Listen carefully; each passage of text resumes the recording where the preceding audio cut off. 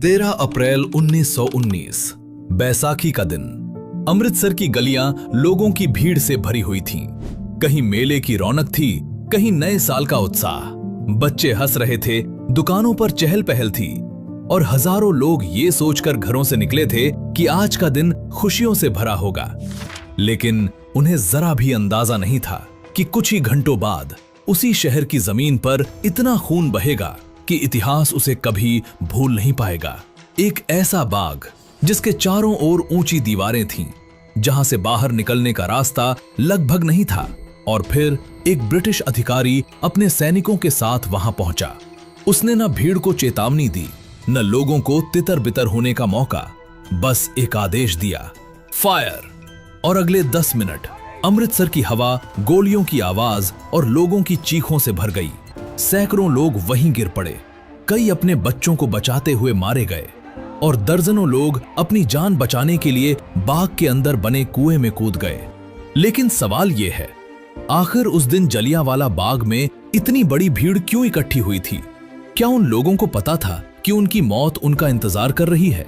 और आखिर वो ब्रिटिश अधिकारी कौन था जिसने बिना चेतावनी गोलियां चलाने का आदेश दे दिया? आज की इस डॉक्यूमेंट्री में हम 13 अप्रैल 1919 की उस दोपहर को मिनट दर मिनट समझेंगे, जब कुछ ही मिनटों में भारत के इतिहास की सबसे दर्दनाक घटनाओं में से एक घटित हुई। 1919 पहला विश्व युद्ध अभी कुछ ही महीने पहले समाप्त हुआ था। इस युद्ध में लाखों भारतीयों ने ब्रिटिश साम्राज्य का साथ दिया था। करीब 13 लाख भारतीय सैनिक और कर्मचारी युद्ध में शामिल हुए। हजारों ने अपनी जान गंवाई। भारत के लोगों को उम्मीद थी कि इस बलिदान के बदले अंग्रेज सरकार उन्हें अधिक अधिकार देगी, लेकिन हुआ बिल्कुल उल्टा। ब्रिटिश सरकार ने एक नया कानून लागू किया, रॉलेट एक्ट।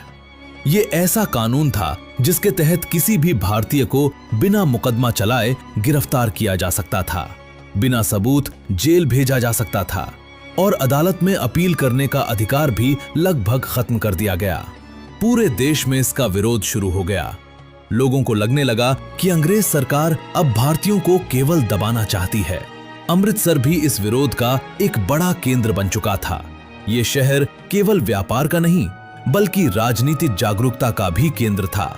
इसी समय दो लोकप्रिय नेता, डॉक्टर सैफुद्दीन किचलू और डॉक्टर सत्यपाल, लोगों को शांतिपूर्ण तरीके से विरोध करने के लिए प्रेरित कर रहे थे। उनकी सभाओं में हजारों लोग आने लगे। अंग्रेज अधिकारियों को यह बिल्कुल पसंद नहीं आया। 10 अप्रैल 1919 को दोनों नेताओं को बिना सार्वजनिक सूचना दिए गिरफ्तार कर लिया गया और अमृतसर से बाहर भेज दिया गया। जब यह खबर शहर में फैली तो लोगों का गुस्सा फूट पड़ा। हजारों लोग डिप्टी कमिश्नर के कार्यालय की ओर बढ़े। वे अपने नेताओं की रिहाई की मांग कर रहे थे, लेकिन वहां हालात बिगड़ गए। गोली चली, लोग मारे गए और शहर में हिंसा फैल गई। कुछ सरकारी इमारतों में आग लगा दी गई। कुछ अंग्रेज नागरिकों पर भी हमला हुआ।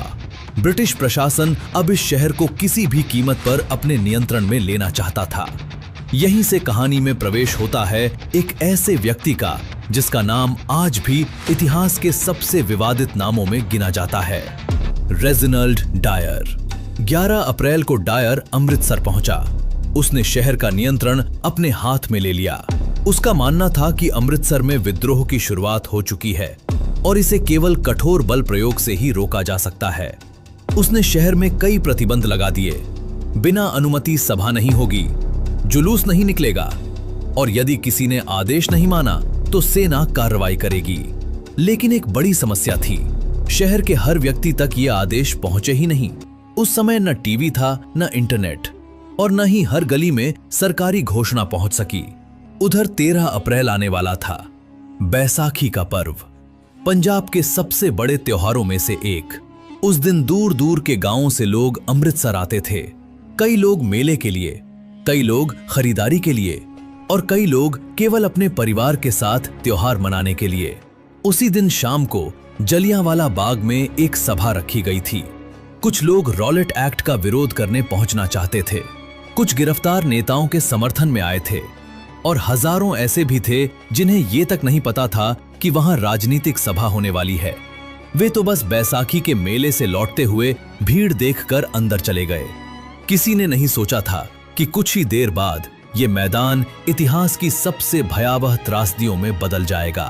13 अप्रैल 1919, समय लगभग शाम के 4 बजे। जलियांवाला बाग धीरे धीरे लोगों से भरता जा रहा था। बच्चे अपने माता पिता के साथ बैठे थे। कुछ लोग पेड़ों की छाया में आराम कर रहे थे, कुछ वक्ताओं का इंतजार कर रहे थे। किसी के हाथ में हथियार नहीं था, कोई सेना नहीं थी, कोई युद्ध नहीं था। ये एक खुला मैदान था जहां लोग बातें कर रहे थे। लेकिन उसी समय अमृतसर की एक सड़क पर लगभग 90 सैनिकों का एक दस्ता आगे बढ़ रहा था। उनके साथ था brigadier general Reginald Dyer. Dyer के चेहरे पर न घबराहट थी न जल्दबाजी, मानो उसने अपने मन में पहले ही कोई फैसला कर लिया हो। चलते चलते उसे सूचना मिली कि जलियांवाला बाग में हजारों लोग जमा हैं। उसने बिना देर किए सैनिकों को वहीं चलने का आदेश दिया। सैनिकों के पास राइफलें थीं, उनके साथ बख्तरबंद गाड़ियां भी थीं जिन पर मशीन गनें लगी थीं। लेकिन जलियांवाला बाग का प्रवेश मार्ग इतना संकरा था कि वे गाड़ियां अंदर नहीं जा सकीं। अगर रास्ता चौड़ा होता तो इतिहास शायद और भी भयावह होता। डायर अपने सैनिकों के साथ बाग के मुख्य प्रवेश द्वार तक पहुंचा। उसने चारों ओर नजर दौड़ाई। सामने हजारों लोग थे। उसके सामने कोई हमला नहीं हो रहा था, कोई पत्थर नहीं फेंका जा रहा था, कोई गोली नहीं चल रही थी। फिर भी उसने भीड़ को हटने की चेतावनी नहीं दी। उसने लोगों से यह नहीं कहा कि सभा अवैध है। उसने ये भी नहीं कहा कि 5 मिनट में जगह खाली कर दें। इतिहासकारों के अनुसार डायर ने बाद में स्वीकार किया कि उसका उद्देश्य भीड़ को तितर बितर करना नहीं, बल्कि उन्हें सबक सिखाना था। यही वो पल था जब कुछ सेकंड के भीतर हजारों जिंदगियों की दिशा बदलने वाली थी। डायर ने अपने सैनिकों को लाइन में खड़ा किया। राइफलें सामने तान दी गईं। बाग में मौजूद अधिकांश लोगों को अभी भी समझ नहीं आया था कि होने क्या वाला है। कुछ लोग सैनिकों को देखकर चौंके, कुछ उठकर देखने लगे, कुछ ने सोचा कि शायद कोई सरकारी घोषणा होगी। लेकिन डायर ने बिना किसी चेतावनी के अपना हाथ उठाया और सिर्फ एक शब्द कहा, फायर। अगले ही क्षण राइफलों से गोलियों की लगातार आवाज गूंज उठी। पहली गोली चली, फिर दूसरी, फिर तीसरी, और देखते ही देखते पूरा जलियांवाला बाग गोलियों की आवाज से भर गया। शुरुआत में लोगों को यकीन ही नहीं हुआ कि सैनिक सचमुच भीड़ पर गोली चला रहे हैं। लेकिन जब उनके सामने लोग गिरने लगे तब अफरा तफरी मच गई। हर व्यक्ति अपनी जान बचाने के लिए भागने लगा। लेकिन भागे तो कहां? जलियांवाला बाग चारों तरफ से ऊंची दीवारों से घिरा था। मुख्य प्रवेश द्वार पर सैनिक खड़े थे। कुछ छोटे रास्ते इतने संकरे थे कि हजारों लोगों का एक साथ निकलना असंभव था। लोग एक दूसरे के ऊपर गिरने लगे। माएं अपने बच्चों को सीने से लगाकर दौड़ रही थीं। बुजुर्ग जमीन पर गिर रहे थे। चीखें, धूल, बारूद की गंध और लगातार चलती गोलियां। पूरा दृश्य कुछ ही सेकंड में नरक में बदल चुका था। लेकिन सबसे भयावह बात अभी बाकी थी। डायर ने सैनिकों को आदेश दिया कि वे हवा में गोली ना चलाएं। वो चाहता था कि गोलियां वहीं चलें जहां सबसे ज्यादा भीड़ हो। जहां लोग दीवार फादने की कोशिश कर रहे थे वहां निशाना लगाया गया। जहां लोग मुख्य रास्ते की ओर भाग रहे थे उधर गोलियां दागी गईं। इतिहास में दर्ज है कि सैनिकों ने तब तक फायरिंग जारी रखी जब तक उनके पास उपलब्ध अधिकांश गोलियां खर्च नहीं हो गईं। कई लोग बचने के लिए जमीन पर लेट गए, कई मृत शरीरों के नीचे छिप गए, कुछ घायल होकर भी बिल्कुल शांत पड़े रहे, क्योंकि उन्हें डर था कि जरा सी हरकत हुई तो अगली गोली उन्हें लग जाएगी। लेकिन बाग के एक कोने में अब एक और दिल दहला देने वाला दृश्य बनने वाला था। एक पुराना कुआं जो कुछ मिनट पहले तक सिर्फ एक साधारण कुआं था, अब लोगों को आखिरी उम्मीद जैसा दिखाई दे रहा था। और अगले भाग में हम जानेंगे कि कैसे दर्जनों लोग गोलियों से बचने के लिए उसी कुएं में कूद पड़े, कैसे गोलियां रुकने के बाद पूरे बाग में ऐसा सन्नाटा छाया जिसे शब्दों में बयां करना मुश्किल है, और क्यों जलियांवाला बाग की मिट्टी आज भी उस दिन की गवाही देती है। 13 अप्रैल 1919 शाम का समय। जलियांवाला बाग अब किसी सभा का मैदान नहीं रह गया था। कुछ ही मिनट पहले जहां लोगों की बातचीत, बच्चों की हंसी और बैसाखी की रौनक थी, अब वहां केवल गोलियों की गूंज, धूल और दर्द से भरी चीखें थीं। ब्रिटिश सैनिक लगातार फायरिंग कर रहे थे। लोगों को समझ नहीं आ रहा था कि किस दिशा में भागें। मुख्य प्रवेश द्वार पर सैनिक खड़े थे। चारों ओर ऊंची दीवारें थीं। बाहर निकलने का कोई आसान रास्ता नहीं था। घबराए हुए लोग दीवारों पर चढ़ने लगे। कई एक दूसरे के कंधों पर चढ़कर ऊपर पहुंचने की कोशिश कर रहे थे, लेकिन जैसे ही कोई ऊपर दिखाई देता, उसी दिशा में गोलियां दाग दी जातीं। कुछ लोग वहीं दीवार से नीचे गिर पड़े, कुछ वहीं हमेशा के लिए शांत हो गए। बाग के बीचों बीच भगदड़ इतनी बढ़ चुकी थी कि लोग गोलियों से कम एक दूसरे के नीचे दबकर ज्यादा घायल होने लगे। बच्चे अपने माता पिता से बिछड़ गए। माएं अपने बच्चों का नाम पुकार रही थीं। घायल लोग मदद की गुहार लगा रहे थे, लेकिन उस समय किसी के पास किसी को बचाने का अवसर ही नहीं था। हर व्यक्ति केवल एक ही कोशिश कर रहा था, किसी तरह जिंदा बच जाऊं। इसी भगदड़ के बीच लोगों की नजर बाग के एक पुराने कुएं पर पड़ी। वो कुआं जो सामान्य दिनों में पानी का स्रोत था, अब लोगों को मौत से बचने का आखिरी सहारा दिखाई देने लगा। एक व्यक्ति उसमें कूदा, फिर दूसरा, फिर तीसरा, और देखते ही देखते दर्जनों लोग उसी कुएं में छलांग लगाने लगे। कोई तैरना नहीं जानता था, कोई पहले से घायल था, लेकिन उस समय लोगों को लगा शायद कुएं में कूदना गोली खाने से बेहतर है। कुछ ही मिनटों में कुएं के भीतर लोगों की परतें बन गईं।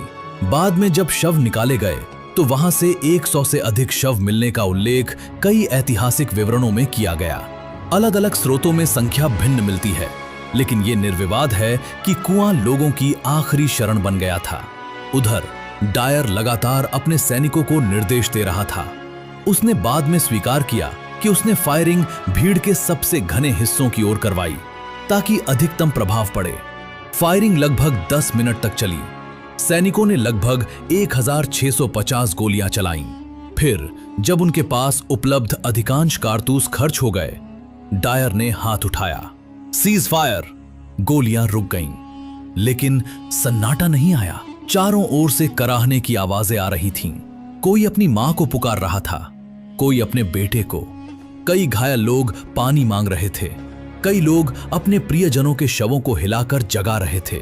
उन्हें विश्वास ही नहीं हो रहा था कि वे अब कभी नहीं उठेंगे। और सबसे हैरान करने वाली बात, डायर ने न घायलों की मदद की व्यवस्था की, न एम्बुलेंस बुलवाई, न डॉक्टर। वो अपने सैनिकों के साथ उसी तरह जलियांवाला बाग से बाहर निकल गया जैसे उसने कोई सैन्य अभ्यास पूरा किया हो। शाम ढलने लगी। अमृतसर पर रात उतर आई, लेकिन जलियांवाला बाग में सैकड़ों घायल लोग पूरी रात पड़े रहे। कई लोग समय पर इलाज मिल जाता तो बच सकते थे, लेकिन शहर में कड़े प्रतिबंधों और भय के कारण बहुत से लोग रात में अपने परिजनों तक भी नहीं पहुंच सके। सरकारी आंकड़ों के अनुसार इस घटना में 379 लोगों की मृत्यु हुई और लगभग 1200 लोग घायल हुए। हालांकि कई भारतीय नेताओं और स्वतंत्र स्रोतों का मानना था कि वास्तविक संख्या इससे कहीं अधिक थी। सटीक संख्या शायद कभी पता नहीं चल सकेगी, क्योंकि उस दिन बाग में मौजूद हर व्यक्ति का कोई आधिकारिक रिकॉर्ड नहीं था। लेकिन एक बात तय थी, 13 अप्रैल 1919 के बाद भारत पहले जैसा नहीं रहा। इस घटना ने लाखों भारतीयों के मन से ब्रिटिश शासन के प्रति बची खुची उम्मीद भी समाप्त कर दी। अब यह केवल एक नरसंहार नहीं था, ये पूरे देश की चेतना को झकझोर देने वाली घटना बन चुका था। लेकिन कहानी यहीं खत्म नहीं होती। अब सवाल उठ रहा था, क्या डायर को उसके इस फैसले की सजा मिली? ब्रिटेन ने इस घटना पर क्या कहा? और इस नरसंहार ने भारत के स्वतंत्रता आंदोलन की दिशा कैसे बदल दी? इन्हीं सवालों के जवाब मिलेंगे आगे चलकर। 13 अप्रैल 1919 की वो भयावह शाम बीत चुकी थी, लेकिन जलियांवाला बाग में बहा खून केवल उसी मैदान तक सीमित नहीं रहा। उसकी गूंज पूरे भारत में फैल चुकी थी। जब अगली सुबह लोग अपने परिजनों को खोजने पहुंचे तो उनके सामने ऐसा दृश्य था जिसे देखकर किसी का भी दिल कांप जाए। जमीन पर सूख चुका खून, बिखरे हुए जूते चप्पल, फटे हुए कपड़े और हर तरफ ऐसे परिवार जो अपने किसी अपने को ढूंढ रहे थे। किसी को अपने पिता नहीं मिल रहे थे, किसी को भाई, तो किसी की गोद हमेशा के लिए सूनी हो चुकी थी। अमृतसर का माहौल पूरी तरह बदल चुका था। हर चेहरे पर एक ही सवाल था, क्या अंग्रेज सरकार अपने ही निहत्थे नागरिकों के साथ ऐसा कर सकती है? लेकिन जो आगे हुआ उसने लोगों के गुस्से को और भी बढ़ा दिया। ब्रिटिश सरकार ने तुरंत जनरल रेजिनाल्ड डायर को गिरफ्तार नहीं किया, उल्टा पंजाब में और भी सख्त आदेश लागू कर दिए गए। कई इलाकों में मार्शल लॉ जैसी कठोर व्यवस्थाएं लागू हुईं। लोगों की आवाजाही पर नियंत्रण रखा गया, सार्वजनिक सभाओं पर रोक लगा दी गई और कई निर्दोष लोगों को गिरफ्तार किया गया। कुछ स्थानों पर लोगों को सार्वजनिक रूप से अपमानित भी किया गया। ब्रिटिश प्रशासन का संदेश साफ था, डर पैदा करो ताकि कोई फिर कभी विरोध करने की हिम्मत न करे। लेकिन इस बार असर बिल्कुल उल्टा हुआ। जिस घटना से अंग्रेज भारतीयों को डराना चाहते थे, उसी घटना ने पूरे देश को एकजुट करना शुरू कर दिया। जब इस नरसंहार की खबर देश के अलग अलग हिस्सों में पहुंची तो हर जगह गुस्सा फैल गया। लोगों को महसूस हुआ कि अब केवल सुधारों की उम्मीद करना काफी नहीं है, देश को आजाद कराना ही एकमात्र रास्ता है। इसी दौरान रविंद्रनाथ ठाकुर ने एक ऐतिहासिक फैसला लिया। ब्रिटिश सरकार ने उन्हें नाइटहुड की उपाधि दी थी। ये उस समय बहुत बड़ा सम्मान माना जाता था, लेकिन जलियांवाला बाग की घटना के बाद उन्होंने ये सम्मान लौटा दिया। उन्होंने लिखा कि ऐसे समय में जब निर्दोष लोगों का इस तरह अपमान और नरसंहार हुआ है, वे ब्रिटिश सम्मान अपने पास नहीं रख सकते। ये केवल एक पुरस्कार लौटाना नहीं था, ये पूरी दुनिया के सामने एक नैतिक विरोध था। उधर महात्मा गांधी भी इस घटना से गहराई से आहत हुए। उन्हें पहले तक विश्वास था कि शांतिपूर्ण तरीकों से ब्रिटिश सरकार न्याय करेगी, लेकिन जलियांवाला बाग ने उनकी सोच बदल दी। यही घटना आगे चलकर असहयोग आंदोलन की प्रमुख प्रेरणाओं में से एक बनी। देश भर में विदेशी वस्तुओं का बहिष्कार शुरू हुआ, सरकारी संस्थानों से इस्तीफे दिए जाने लगे। लाखों भारतीय पहली बार इतने बड़े स्तर पर स्वतंत्रता आंदोलन से जुड़ने लगे। उधर ब्रिटेन में भी इस घटना को लेकर बहस शुरू हो गई। जनरल डायर से पूछताछ की गई। उससे सवाल किया गया, क्या आपने भीड़ को चेतावनी दी थी? उसने जवाब दिया, नहीं। फिर पूछा गया, क्या अगर रास्ता चौड़ा होता तो आप मशीन गन का इस्तेमाल करते? डायर ने संकेत दिया कि अगर संभव होता तो वो ऐसा भी कर सकता था। उसके इन बयानों ने कई लोगों को स्तब्ध कर दिया। बाद में एक आधिकारिक जांच आयोग बनाया गया, जिसे हंटर आयोग के नाम से जाना गया। आयोग ने माना कि डायर का निर्णय अत्यधिक कठोर था और उसने अपनी सीमाएं पार कर दी थीं। इसके बाद डायर को भारत में उसके पद से हटा दिया गया और उसका सैन्य करियर प्रभावी रूप से समाप्त हो गया। लेकिन भारत के लोगों के लिए यह पर्याप्त नहीं था, क्योंकि जिस व्यक्ति के आदेश से सैकड़ों निर्दोष लोग मारे गए, उसे न तो हत्या के आरोप में अदालत में सजा मिली और न ही उसे वैसी कानूनी सजा मिली जिसकी लोग उम्मीद कर रहे थे। यही बात भारतीयों के दिलों में वर्षों तक चुभती रही। लेकिन इतिहास अभी एक और मोड़ लेने वाला था। एक ऐसा बच्चा जो उस समय इस घटना से गहराई से प्रभावित हुआ, उसने मन ही मन एक संकल्प लिया। एक ऐसा संकल्प जिसे पूरा करने में उसे 21 साल लग गए। और जब वो दिन आया तो पूरी दुनिया ने देखा कि इतिहास कभी-कभी बहुत देर से लेकिन अपना जवाब जरूर देता है। अगले और अंतिम भाग में हम जानेंगे कि वो युवक कौन था, उसने 21 वर्षों तक किस बात का इंतजार किया और कैसे जलियांवाला बाग के घाव का जवाब लंदन में दिया गया।